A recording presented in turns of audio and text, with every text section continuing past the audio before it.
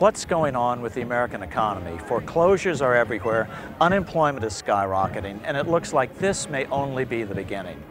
What can government do? The sad answer is, under our current monetary system, nothing. It's not going to get any better until the root cause of the problem is understood and addressed. There isn't enough stimulus money in the entire world to get us out of this hole. Well, you can't borrow yourself out of debt no more than, like I said before, you cannot drink yourself sober. And so we're going to have a massive recession, or let's call it a depression, while the economy rebalances away from a service sector economy towards a good producing economy. But could it be that all these problems were foreseen 100 years ago by L. Frank Baum, the author of The Wonderful Wizard of Oz? Well, the principal and most powerful symbolic reference is, of course, the yellow brick road and the silver slippers. In the book version of The Wizard of Oz, Dorothy's slippers are made of silver, as opposed to in the film version where Dorothy's slippers are made of ruby. You take away the silver slippers on the gold or yellow brick road, and all of the other symbolism tends to be lost. Well, it's no secret to any American that we're living in very precarious times. Americans are being robbed blind, and they don't even know who's doing the robbing. Our government should never go into debt.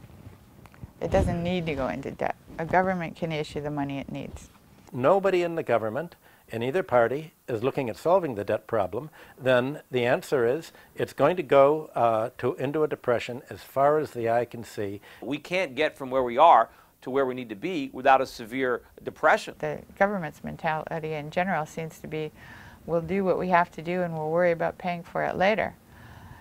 But what you could do is pay for it now. In other words, you don't have to pay for it later. You don't have to pay for it with debt. You can just pay for it with money. Nobody's even talking about the debt problem as such. They're talking about the fact that, gee, the bankers aren't making enough money to live in the way that they're accustomed to. Remember, all this money we're giving them is at interest.